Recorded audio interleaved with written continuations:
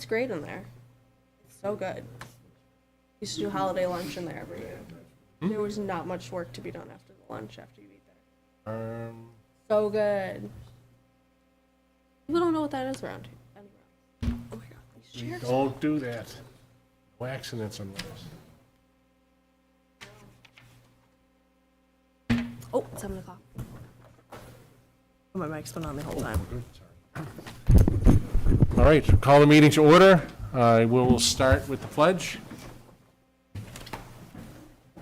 I pledge allegiance to the flag, United States of America, to the republic for which it stands, one nation, under God, indivisible, with liberty and justice for all. All right, welcome everyone. A few housekeeping matters. There are emergency exits off to the side, as well as go through the lobby and to the right and left. The restrooms are in the lobby area. If you haven't done so already, please sign the attendance sheet. There are some business cards at the back table, along with the proposed resolutions for what is for the applications today. If you would be so kind as please to turn off your cell phones or silence them so as not to disturb the hearing itself.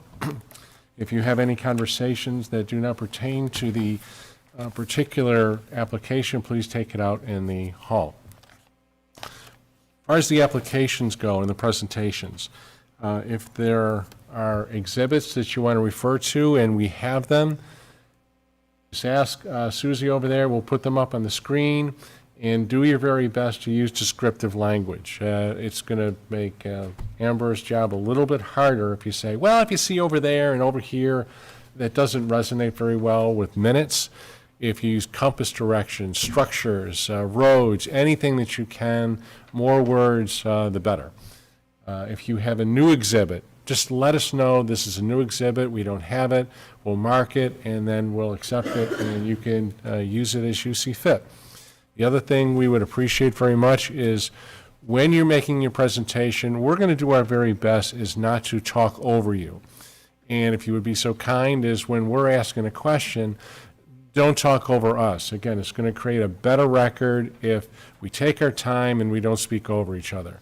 If when you come up, let us know who you are, where you live, so again, create a good record. All right, next thing. We have some minutes we need approving, November 6, 2023. If everyone's had a chance to review, I would entertain a motion for approval. I make that motion. Brad, a second. Second. Thank you, Leah. All in favor? Aye. Aye. Any opposed? Carried. Thanks so much. All right. First on board is Boulogne that has been tabled. Next is Hadlock. I think they've asked to put their application last. They're running a little bit late.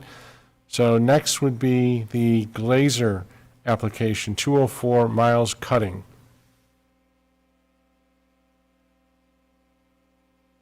A map. Hello, my name is Steve Glazer. I'm the owner of 204 Miles Cutting Lane. This is my wife, Kaylee Glazer, and two of our contractors. I'll let Dan introduce himself, but Dave over there with Precision Pools.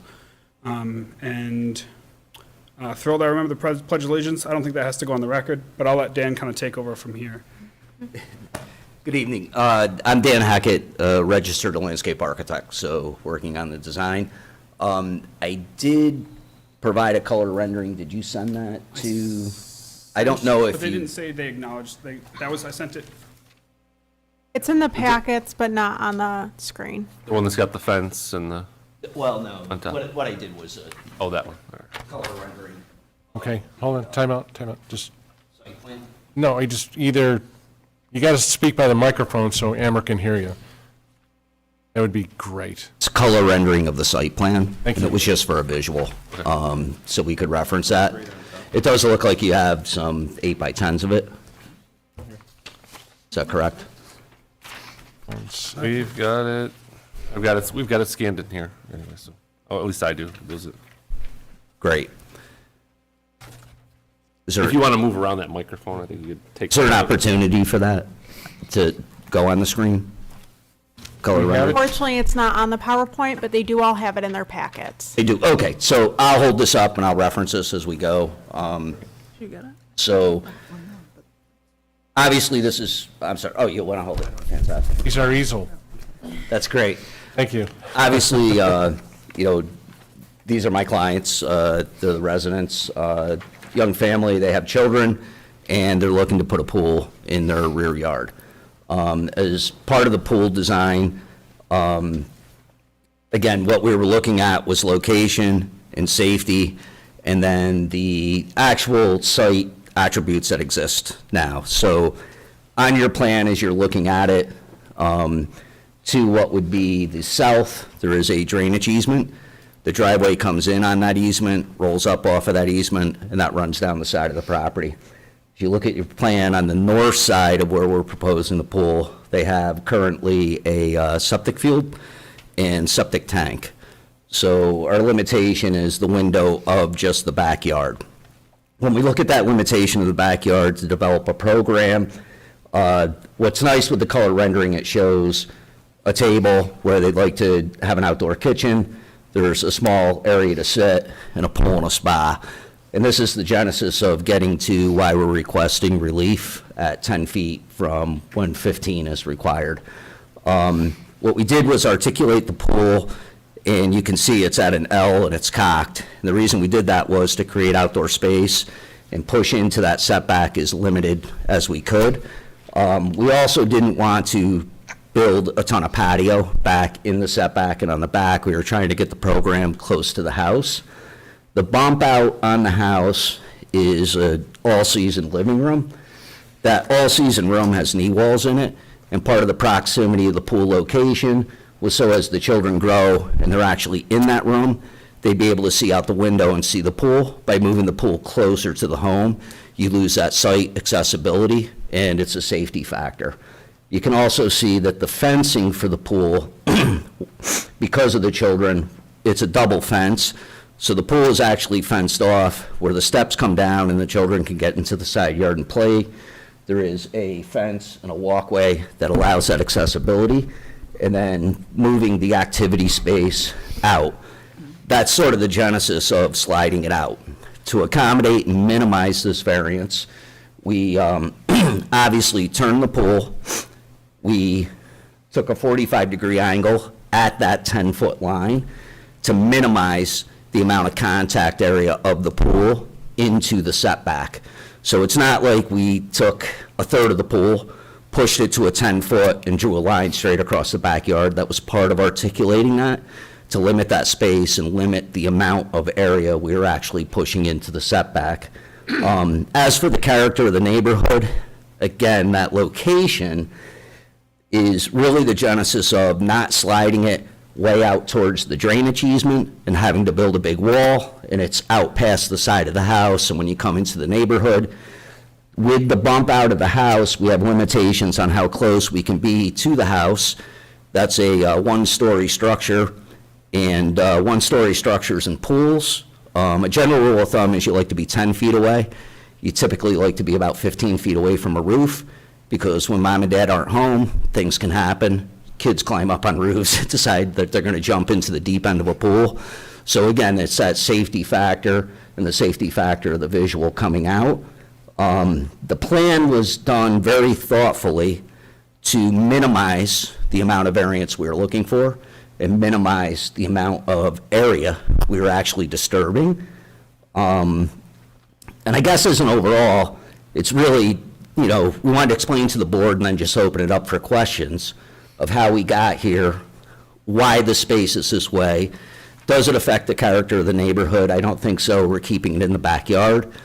Alternatives would be, hey, move your septic, move all this, and you can be out in the side yard. And it would be the rear yard, but it's out in the side. The other would be push it down into a drainage easement. And it really makes sense of that window is in the backyard. So it's kind of a unique site to have all this squeezed in. We also made the pool smaller than a typical pool. Usually pools are 20 by 40. We're at an 18 by 36. So we did shrink down the size of that pool, again, to minimize the amount of impact and the amount of relief that we were requesting. I guess that's a pretty good oversight. Obviously, we're going to do landscaping around the pool, screen it in, and it's really just to create an outdoor environment for the Glazer family. So I'd like to just open it up to questions to the board. All right, just a real quick note before I do that. There was a comment from a code enforcement officer that there is a split rail fence that is over the property line. If I got the email correctly, that's going to be taken down. It's not an issue. Well, as far as it being over the property line, when the purchase of the house was made, this is a twofold question. When the purchase of the house was made, it was put in the agreement and in the deed that that fence could exist. They did not put that fence in, it existed. However, what we did was we are putting a new fence in. The new fence actually has, I think this one works if I pick it up. I just want to make sure you can hear me. We have to turn it on. I'm not very good on mic. Am I there? Sounds right. That's good. So the new fence will come off the corner, up and around, be at the property line, per the code, 1 inch in. It'll run here, it'll come back up and enclose everything with the self-closing gates. And then the secondary child protection fence, so the children, if they come out, can go down and through these gates and into the yard. The fence on the back of the property, where the playground is and the separation, the Glaziers would like to keep, but that would not be fencing the pool. And again, that's a deed restriction and an agreement they had in the purchase of the property that that split rail could remain. So it was not their intent to take all the split rail down around the backyard. They just wanted to contain, the children. So deed restrictions and I'm sorry. deed restrictions and the code, the building code, are two different animals. So what our code enforcement officer, I believe, is trying to let everyone know is the split rail fence can't be over in somebody else's property. So Adam, do you want to touch base in that a little further? I can look into that a little further. My primary concern was that they were going to install the code compliant pool barrier where the split rail fence was, because the original rendering submitted didn't show the fence location. So whether or not that split rail fence, if there's some kind of pre-existing non-conforming thing, I'm not sure. Okay, so let's Yeah. hold that for now, and let's focus in on the request for the variance. You're looking for 10 feet from the rear setback, and 15 feet is required. Correct. So let's go this way. Fred, questions? It seems like the pool could turn, I don't know, 15 degrees clockwise and slide to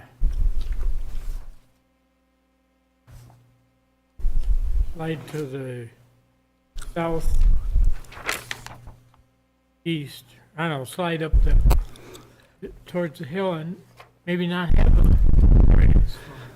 I guess the answer to that would be I don't know if you had a chance to go to the site, and one thing I didn't bring up is right now, when you come back here, this drops off pretty quickly, and where this is dropping off, by pushing it further to the east, what we plan on doing is having a 1-on-3 slope where it's slopey grass and they can walk off that pool side. So if you push it down, that's going to necessitate a retaining wall.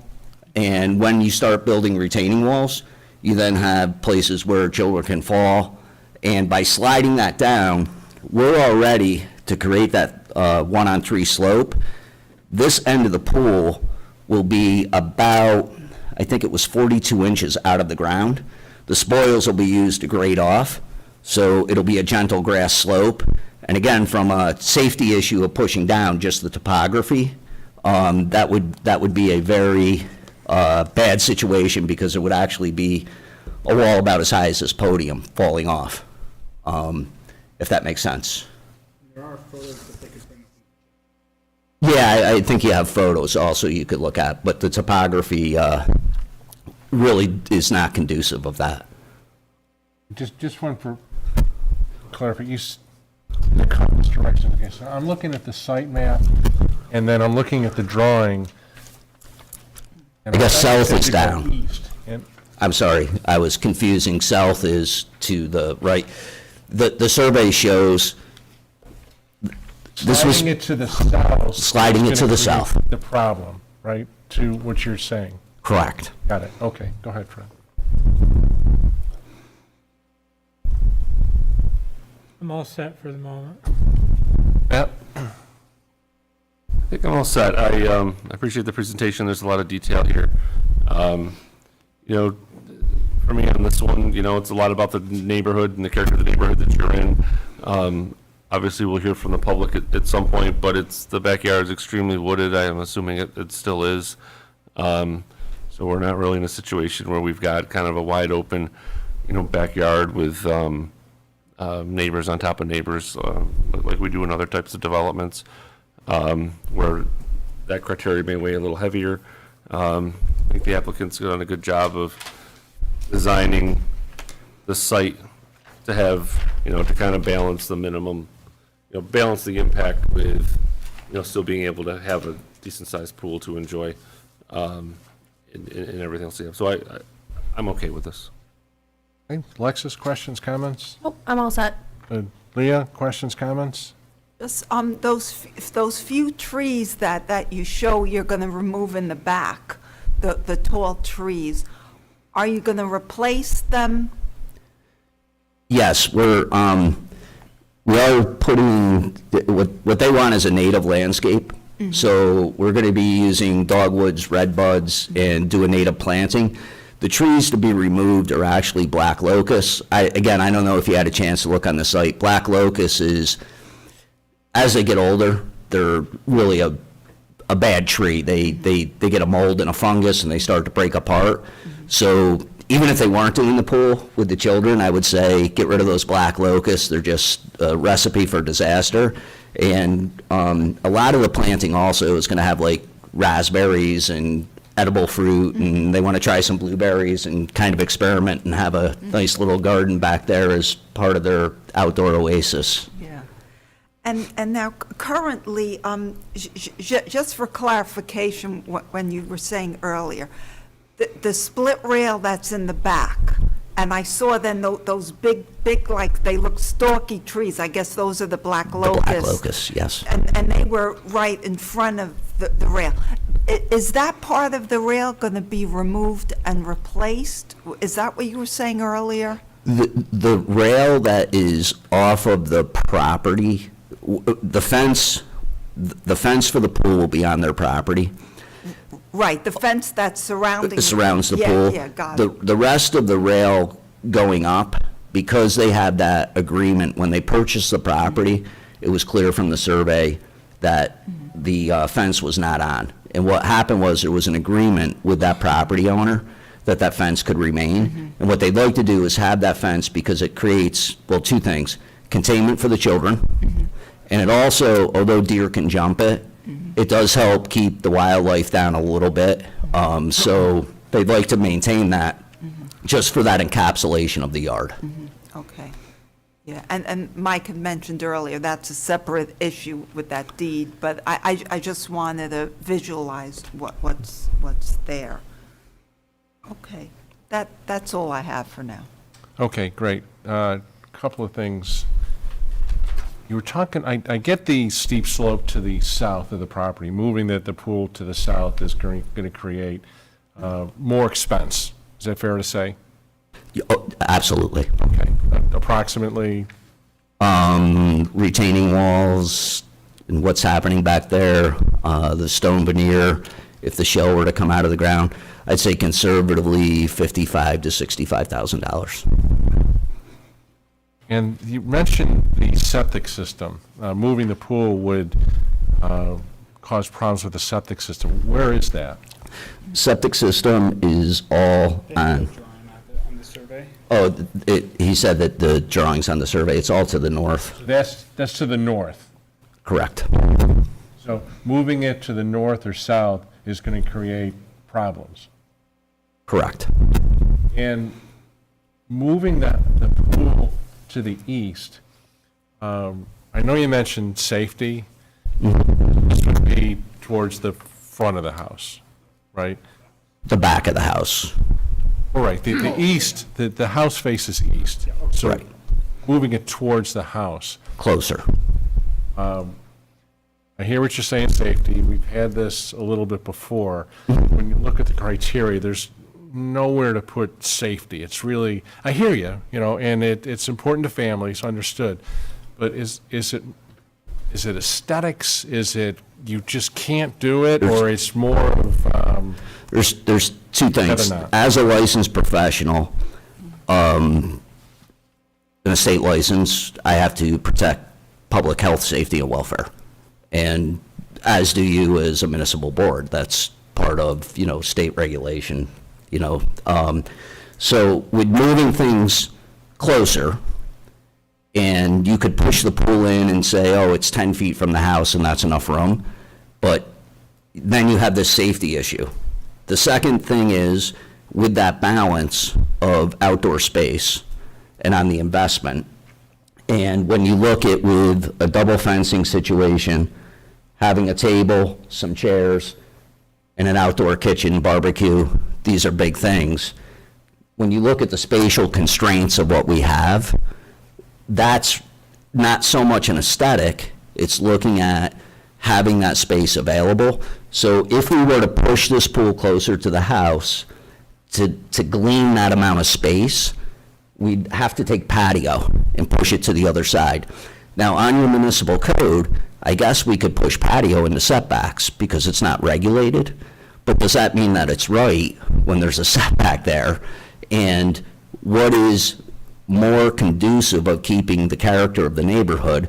The further you push it out and you have patio, the more visual of people coming down. So it's not only an aesthetic concern, it's a spatial concern and how those things balance. And that's how we sort of derived at this 10-foot request from the board.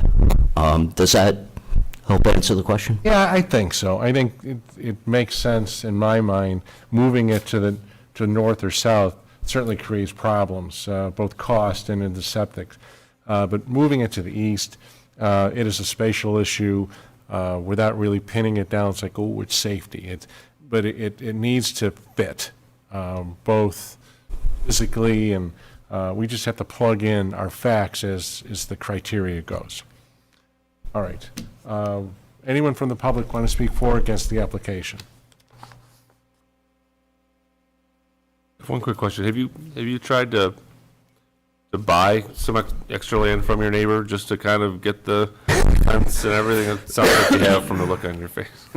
We actually have, because for a while, that agreement, so there is an agreement that says that it was known 2 property owners before us on our property and at least 1 property owner before them on the other property, that the fence was fine as long as it's maintained. Well, it's also, the property is 3 different properties. There's multiple properties that it's actually on, so we'd have to purchase from multiple people. So we did try and go meet those people, but the one that it's mainly on is currently renting. And when we talked to those occupants, they were like, we don't actually know the landowner. And so we left them a note to tell them to contact us. Nothing happened. At this point, we're like that, the cost of buying that land versus just maintaining the fence. Okay, and so it's stuff. 3 different. Yeah, parcels, yes. And if you look at the like Google Maps, I think was first pulled up, I mean, there's so much land back there, so that's why I was like, oh, they won't miss, another, if I just buy it 30 feet from each of them or something and make a straight line, but also, I don't think they have much interest in going through all of the legal and cost proceedings for selling off like 30 feet of their, like 10 acres. Yeah, that'd be all on you. I've done that before. We're like off in their distance. Yeah. I was unaware that it was multiple properties when I made my comment because that's Monroe County and it's not available to me on the software program that I have, so I couldn't see the adjacent property. You know the acreage with your neighbors, your multiple properties, I don't know their acreage exactly. It's far bigger than ours because I can fit many of my properties in just their wooded area back there, but more than 5 acres? I'd say about 5 on one of them and probably more like 10 or 15 on the other. Wooded, heavily wooded? Oh, it's all forest, yeah. I mean, look, it's just forest as far as you can see. Okay. I'm just trying to get some facts in the record. Susie, do we have anybody that you can tell? Okay, great. All right. Anything else you want to add? It's my client's birthday tonight, so Well, happy I hope birthday. I hope she's happy, and I hope she gets her birthday present that she asked me for. And this is not a lie. Listen, I moved today, spent all day moving, and I said I have to go there tonight because it's her birthday, and if I don't show up, that would be a horrible thing. So. Where would you rather be than right here, right now? All right. So let's plug in some facts here in our criteria, and as we go through, if further comments need to be done, then please let me know. So, undesirable change would not be produced in the character of the neighborhood or detriment to nearby properties created by the granting of an area variance. I believe what we have here is a parcel that, especially the backyard to the west of the home, is densely buffered, as well as the home itself. It appears to be on both north, south, east, and west. And requesting 5 feet for the pool doesn't appear to have, would change the character of the neighborhood. Additionally, any attempt to move the location of the proposed pool to the south or north would create expense, as well as infringe on a septic system to the north. And I think it's also, where the pool is going to go, it's going to be difficult to view the property, or view the pool itself from the street. Would anyone like to add anything for the first criteria?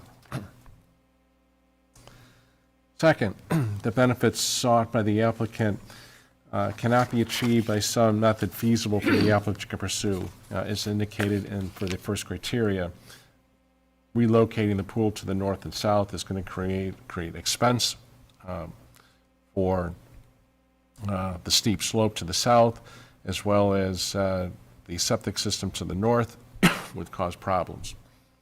Although it's possible to move the pool to the east, they would create spatial issues. Would anyone like to add anything for the second criteria? Third, the requested area variance is not substantial. 5 feet in a buffered area doesn't appear to be substantial. Anyone like to add anything or comment on the third criteria? Fourth, the proposed, go ahead. When you say 5 feet, I know you mean like changing it, reducing it 5 feet, but do you have to put He's reducing it looking 5 for feet? a 10-foot, Yeah, because it almost sounds the way you're saying it is, the setback will be 5 feet, and no, thank you. So, just want to make oh, sure. that's fine, that's good. You're looking for 10 feet from the rear setback. Yeah. Fourth, the proposed variance will not have an adverse effect or impact on the physical or environmental conditions in the neighborhood or district. It has been indicated by the title engineer, Licensed landscape architect. licensed landscape architect has indicated that relocating the pool could create different adverse or impact on the physical and environmental conditions in the neighborhood, so it appears that this is the best location. Would anyone like to add or comment on the fourth criteria? Fifth, the alleged difficulty is self-created. If you want a pool, it's located there. Any comments on the fifth criteria, or putting any conditions on this requested variance? Hearing none, I would entertain a motion for approval. A motion to moved. approve. Second. We got that, Amber? Yeah. Okay. All right. Any further discussion? No? All in favor? Aye. Aye. Any opposed? Motion carried. Good luck to you. and happy Thank you so birthday. much. Have a nice evening. You too.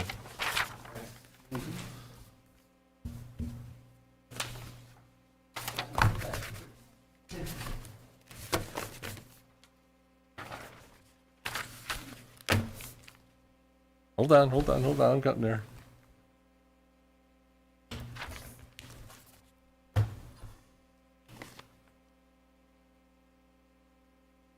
Okay. Hallinger, you are looking for, you got existing fireplace bump out. You're 38.3 feet away from the rear setback. I think there was a typo in the agenda. It's supposed to be feet, not inches. Right? Yes. Yes. Okay. All right, we're on the same page. Go ahead, your presentation. Hello, my name's Scott Hellinger, 6850 Mountain Hill Road. I had my setback of my house pinned when we built it, and apparently BME didn't see the fireplace in the plans. So that's why we're here. I'm looking for, 18 inches? Okay. Begs the question, why isn't BME here to help you smooth this out? Oh, I wish they were. That would be nice, wouldn't it? Okay. All right. So it sounds like it was, from what you're describing, an error on their part.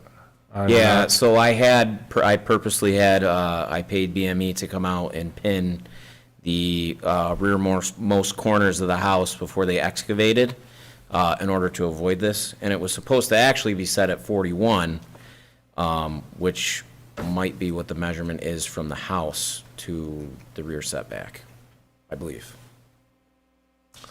I think you may recall, if I remember correctly, you had an application in for a variance, so you know that where you're located, this application has to go to the county planning board for review. We can take some facts and some information. We can't do anything until, have a date? Yep, January 16th, which is a Tuesday, will be our next meeting following the county meeting on December 13th. Okay. Okay, so anything else you want to add or comment on besides it's BME that didn't look at the plan? Oh, yeah, I guess it's just an unfortunate instance. It really just affects me. And your neighbor is the golf course, Dianetti, Jack Dianetti owns it. Yep. You talk to him at all? No, I have never talked to Jack Dianetti. I've been in emails with Jack Dianetti, but I've never heard anything from him. I don't know if Jack Dianetti even runs the golf course anymore. So if you could find a way to touch base with them or make some kind of attempt to say, hey, this is what I got, are you okay? Asking your neighbors has an impact on this character of the neighborhood piece. Yeah, so when I tried to contact someone over there, I tried to contact Jack, I guess I was told that he's no longer involved with the golf course, or not allowed on the golf course, or something to that matter. I think it's gone on to the next generation. Yeah, I don't know. I know when I bought the place, it was signed off by like 7 people. When I bought the first lot that the house is on, it was signed off by about 7 people. So I don't know who, I'm not really certain who controls it, the golf course, or runs it, or what's going on over there. They've been notified they can come here, I assume, right? Yep. Okay. Let's go this way. Leah, questions? So where that bump out is in the back, are you planning to put anything there, any patio or concrete walkway or? The only place where there's gonna be a future patio, is gonna be on it's not gonna go past where that is, but it'll be on the right side. So I guess you would call it the east side of the house, that east corner. There will be a patio in there eventually. I'm not gonna do it this year, I'll probably do it in the spring. And, I don't expect it to go past where that bump out is for the fireplace, so. I'd like to keep it right. It's just the fireplace bump out, right? It's not Well, like, no, actually, there's a foundation underneath it too, which I thought was weird. I mean, it's not livable space, it's just the actual. Yeah, it's just an enclosure that basically houses the, all the controls and everything for the actual heater, and the exhaust comes up through there and out the back. And in back of that, along your property, are there any plantings, shrubs, or anything? There's nothing in behind my house. Nothing, so. There's just golf course. I mean, there's trees on the golf course. They're all over. Right, but just like. There's nothing on my back of- property. No, okay.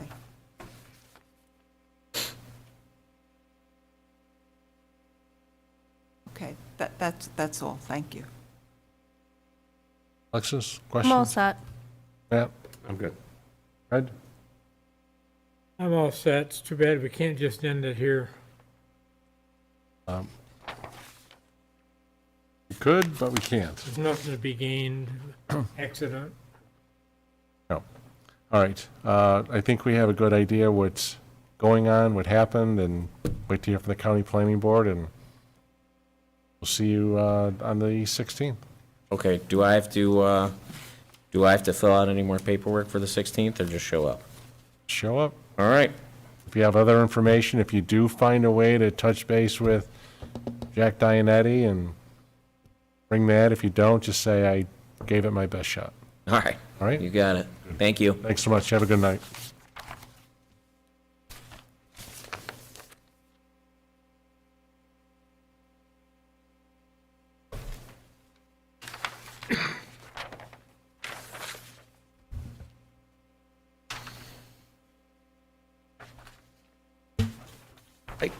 How are you? I'm fine. Let's get you. All right.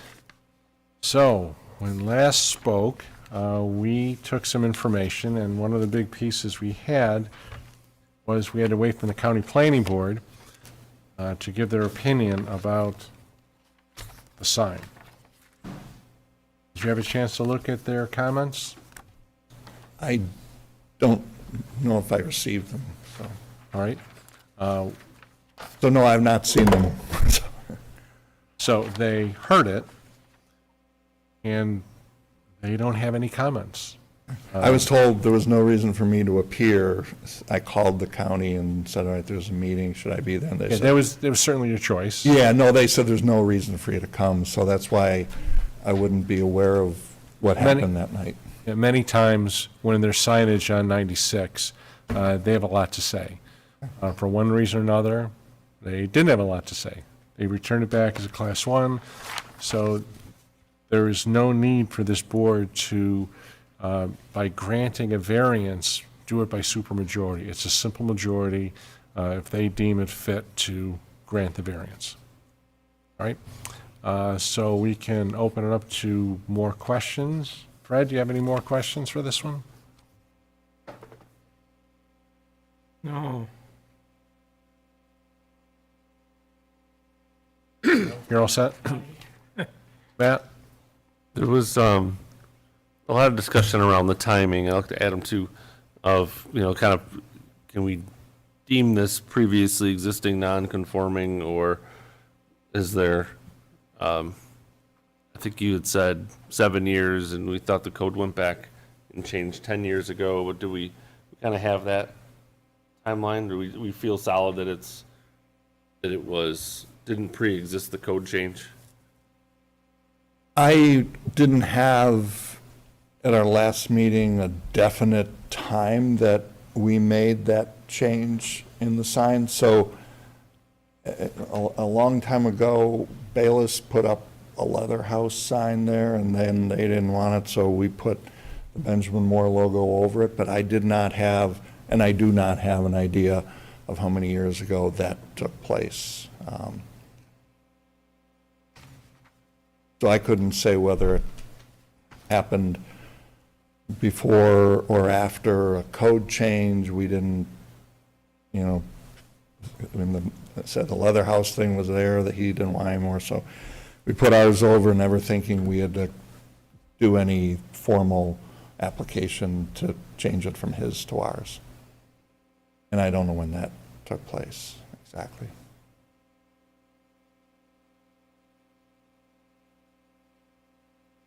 Okay, no further questions. Alexis, questions, comments? No questions. Leah? Just a quick question. Last time you mentioned, and it was in your documentation, that your contract with Benjamin Moore states that you have to have a sign up. So what would happen if it was rejected that you couldn't put up the sign? What would be the Theoretically, I could lose discounts. That could cost me tens of thousands of dollars. Now, that being said, they, in many cases, will make applications to municipalities themselves in our behalf because they're better at it than I am. They have people that's what they do. They're owned by Berkshire Hathaway, so they have assets that I don't have. But, no, it's never been a concern of mine, but it's a program that has a lot of requirements. I can't sell any competitive product other than theirs, things like that. So it's very strict, but it's also very important, the discounts that I enjoy as a result of it. So. Okay. I think the sign looks very good. Looks a lot better. Yes. So that's all I have. Thank you. All right. I understand the Benjamin Moore brand name. You need it to comply with franchise standards. We're not a franchise. That's not. So when the county planning board said franchise standards, that's not accurate. No. So it's really to comply with the lease. Is that a better way to put it? Distributor, right? No, it's, they have a thing called the loyalty program.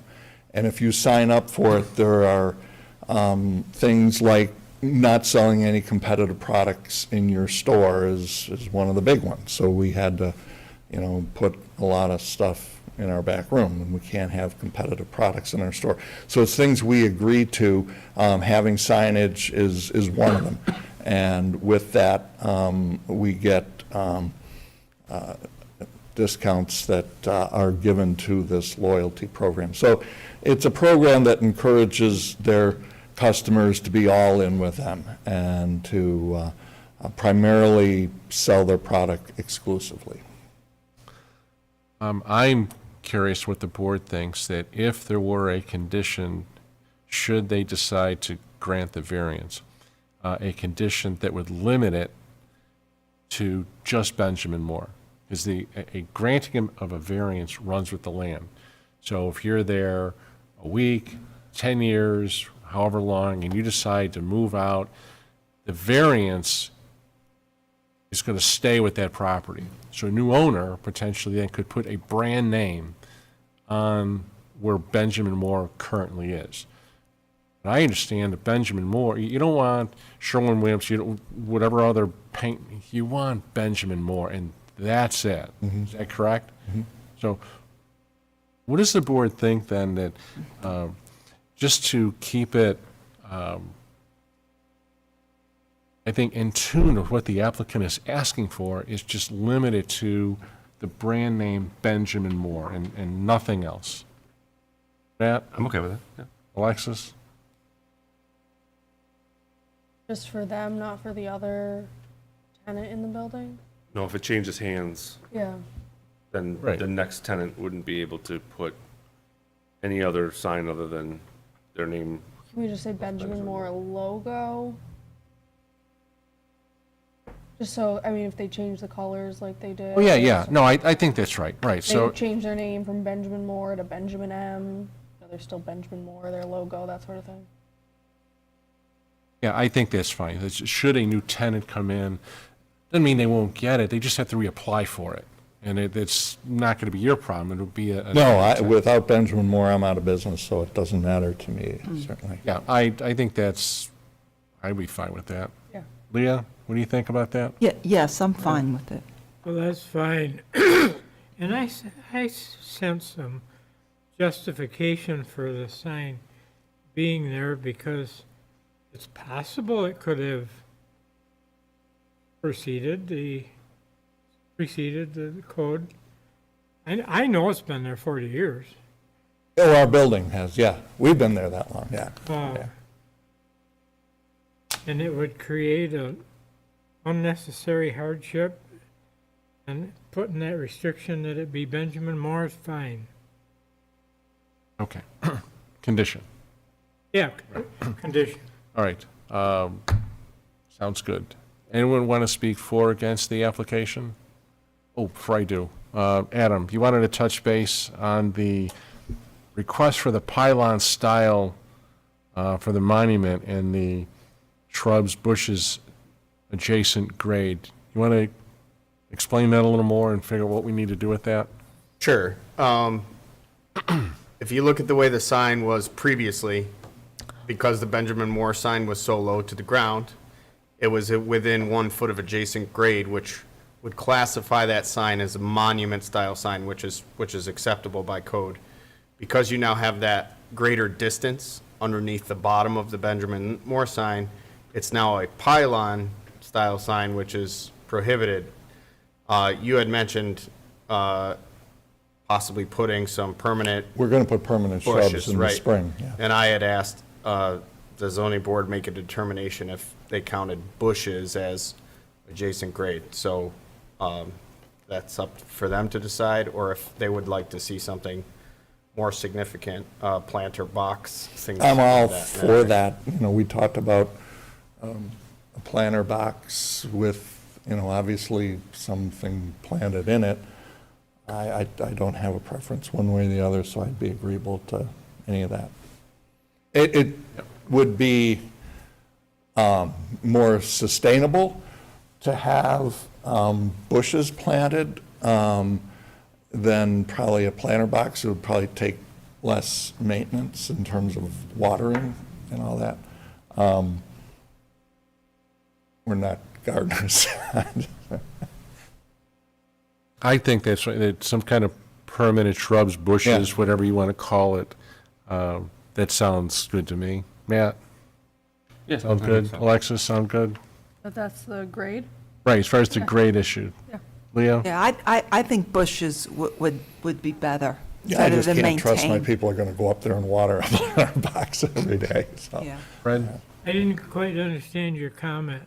You're proposing to measure off the top of the, Yeah, if you look at the, Bushes? if you look at the picture, the old sign to the right, Benjamin Moore Oh, sign yeah. is much lower. I and- get that. And once it's higher, what Adam is saying is that now it is a pylon sign, which is prohibited. But if there is some type of permanent shrub, that grade, adjacent grade, creates the distance from the bottom of the sign to the top of the shrub lower. Fine with me. Okay. And bushes would be easy to maintain their height by trimming them regularly. And to put that as a condition, along with the Benjamin Moore logo. Okay. Absolutely. So I think, did I ask a question? Anyone want to speak for or against the application? No? Okay, so let's go through the criteria. All right, an undesirable change would not be produced in the character of the neighborhood or detriment to nearby properties created by the granting of the area variance. One factor we have is the Ontario County Planning Board returned as a Class 1. Another is that the applicant has an agreement with Benjamin Moore, and it creates loyalty programs and discounts. Also, the sign is smaller, and the applicant is also willing to, we'll put that as a condition, but limit it just to the Benjamin Moore logo. I think there's also some other businesses in the area, specifically paint, that has their brand names on the building. So arguably, it would not produce a change in the character or detriment to nearby properties in the, by granting the area variance. Would anyone like to add or comment on the first criteria? Second, the benefits sought by the applicant cannot be achieved by some method feasible for the applicant to pursue other than an area variance. It requesting the Benjamin Moore logo, there really isn't any other way to do this. Without it, he has indicated that it could be some substantial financial hardships to them. Anyone want to add anything to the second criteria? Third, the requested area variance is not substantial.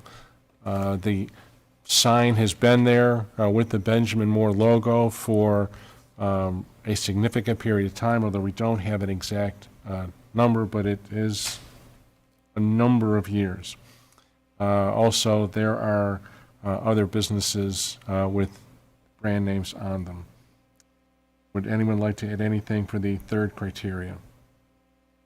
Fourth, the proposed variance will not have an adverse effect or impact on the physical or environmental conditions in the neighborhood or district. A sign in and of itself, it doesn't affect the physical or environmental conditions in the neighborhood or district.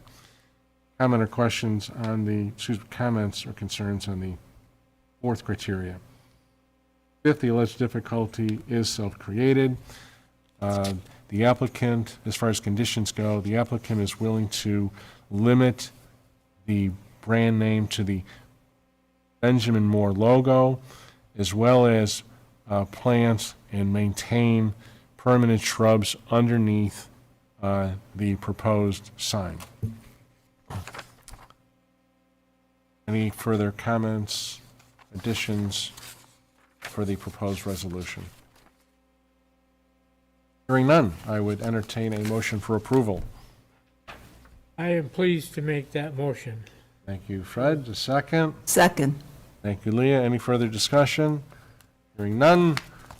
All in favor, say aye. Aye. Aye. Any opposed? Motion carried. Thanks so much. Thanks for your patience. Thank you. And thank you Found your for, hardware store since you were last year. I'm sorry? I found your hardware Yeah, since Yeah. you were here. yeah, it's a busy time for them right now. And, we just had a really cool experience that we this week displaced Wegmans as the sole sponsor and source for the blue Hanukkah bulbs that are given out this time of year for people to display in their houses. And right now, that may get even more attention, and we are now the sole source in Rochester for those. And we give them out for free, but it formerly was Wegmans that sponsored it, and we have displaced them, so we're the only place where you can get those this week. So it's really cool. It's a nice thing to be able to do for the community that we're in over there right now. So, Awesome. yeah. Good. Yep. Thanks so much. All right, thank you have a very good much. evening. Thank you. Yep. Right. Thank you. Thank you. Anyone have anything else? Oh, yes. I just wanted to say, as you all know, this is going to be my last zoning board meeting because come January, I will be on the town board. It's been a pleasure to work with all of you. I'm going to miss Ed on our town board. I know we'll all miss him as our liaison as well. And Merry Christmas and Happy Hanukkah. Thank you. I think for the entire board, we will miss Ed and all his presence, and thanks for your great service. We will miss Alexis on this board. I know you're going to do great things on the town board.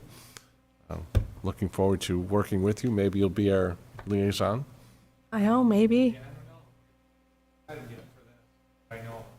Yeah, I don't. All right, Well, I've got then. the village so far as what I'll be liaisoning to. But we'll see what else. Great work with us. Great working with you. Outstanding work. Thanks so much. You have to come to the microphone? No. You're very welcome. Anything else? Echo Alexis, Merry Christmas, Happy New Year, all the other holidays. Enjoy your family and friends. Motion to adjourn? You. Second. All right, all in favor? Aye. Hi. Opposed? Thanks so much.